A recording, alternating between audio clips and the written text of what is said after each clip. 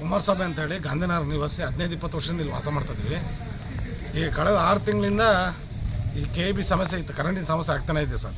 ಒಂದು 15-20 ದಿನಕ್ಕೆ 15ರಿಂದ 20 ಸಾರಿ ಕರೆಂಟ್ ಹೋಗಿ ಬರೋದು ಮಾಡೋದು, ಒನ್ ಟೈಮ್ ಸಿಂಗಲ್ ಆಗೋದು, ಒನ್ ಟೈಮ್ ಓವರ್ ವೋಲ್ಟೇಜ್ ಬರೋದು, ಈ ರೀತಿ ಆಗ್ತಾನೆ ಬರ್ತಿದೆ ಸರ್. ಇದ್ರ ಬಗ್ಗೆ ನಾನು ಸೆಕ್ಷನ್ ಆಫೀಸರ್, ಇಂಜಿನಿಯರ್ ಎಲ್ಲರಿಗೂ ಪ್ರತಿಯೊಬ್ಬರಿಗೆ ಕಂಪ್ಲೇಂಟ್ ಮಾಡಿದ್ದೀನಿ.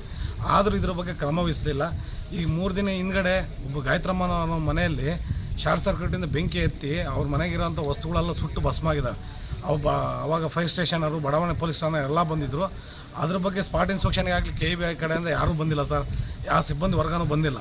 ಇದ್ರ ಬಗ್ಗೆ ನಾನು KEB ಸೆಕ್ಷನ್ ಆಫೀಸರ್ಗೆ ನಾನು ಕಾಲ್ ಮಾಡಿ ಮಾಹಿತಿ ಕೊಟ್ಟಿದ್ರು ಸಹ ಅವ್ರ ಮಾನವೀಯತೆ ದೃಷ್ಟಿಯಿಂದ ಬಂದು ಯಾವುದೇ ಥರ ನೋಡಿಲ್ಲ. ಮತ್ತೆ ಮರುಕಳಿಸಿ ಮತ್ತೆ ನಿನ್ನೆ ಇನ್ಸಿಡೆಂಟ್ ನಡೆದು ಸುಮಾರು 60-70 ಮನೆಗಳಿಗೆ TVಗಳು, ಫ್ರಿಜ್ಗಳು, ವಾಷಿಂಗ್ ಮಿಷಿನ್ ಎಲ್ಲ ಸುಟ್ಟು ಭಸ್ಮಾಗಿದ್ದಾವೆ ಸರ್. ಇದ್ರ ಬಗ್ಗೆ ನಾವು ಮಾಹಿತಿ ಕೊಟ್ಟಿದ್ರು. ಇವರು ಅಷ್ಟೊಂದು ಸಿಬ್ಬಂದಿ ವರ್ಗ ನಿರ್ಲಕ್ಷ್ಯ ವಹಿಸ್ತಾ ಇದ್ದಾರೆ ಅಂದರೆ ಇವ್ರಿಗೆ ಯಾವ ರೀತಿ ವರ್ಕ್ ಮಾಡ್ತಾರೆ ಅನ್ನೋದು ನಮಗೆ ಬೇಸರ ತರಿಸುವಂಥ ಕೆಲಸ ಆಗಿದೆ ಸರ್.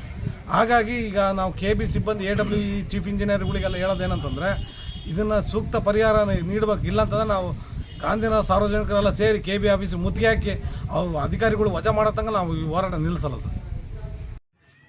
ನಮ್ಮ ಹೆಸರು ಮಂಜುನಾಥ್ ಅಂತ, ಇಲ್ಲೇ ಗಾಂಧಿನಗರ ನಿವಾಸಿ. ರಾತ್ರಿ ಶಾರ್ಟ್ ಸರ್ಕ್ಯೂಟಿಂದ TVಗಳು, ಫ್ರಿಜ್ಗಳು, ವಾಷಿಂಗ್ ಮಿಷಿನ್ಗಳು ಎಲ್ಲ ಹಾಳಾಗಿದ್ದಾವೆ.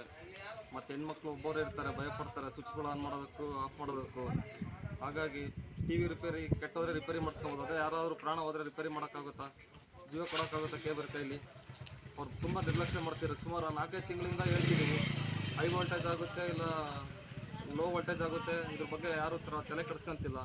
ಹಾಗಾಗಿ ನೀವು ಇದ್ರ ಬಗ್ಗೆ ಆಫೀಸರ್ಸ್ಗಳಿಗೆ ಹೇಳಿ ಇದು ಮಾಡ್ಬೇಕಂತ ಕೇಳ್ಕೊಳ್ತೀವಿ. ಮನೆಗೆ ಒಬ್ಬೊಬ್ಬರೇ ಇರ್ತಾರೆ, ಮನೇಲಿ ಒಬ್ಬರು ಇರ್ತಾರೆ ಹೆಣ್ಮಕ್ಳು. ಹಾಗಾಗಿ ತುಂಬ ಭಯ ಪಡ್ತಿದ್ದಾರೆ. ಪ್ರಾಣ TV ಹೋದರೆ ರಿಪೇರಿ ಮಾಡಿಸ್ಕೊಬೋದು ಕೆಟ್ಟೋದ್ರೆ, ಅದೇ ಪ್ರಾಣ ಹೋದರೆ ಏನಾದರೂ ರಿಪೇರಿ ಮಾಡೋಕ್ಕಾಗುತ್ತಾ ಇವ್ರ ಕೈಲೇ? ಹಾಗಾಗಿ ಸ್ವಲ್ಪ ಕ್ರಮ ಕೈಗೊಳ್ಬೇಕಂತೇಳಿ ಕೇಳ್ಕೊತೀನಿ ನಿಮ್ಮ ಮುಖ.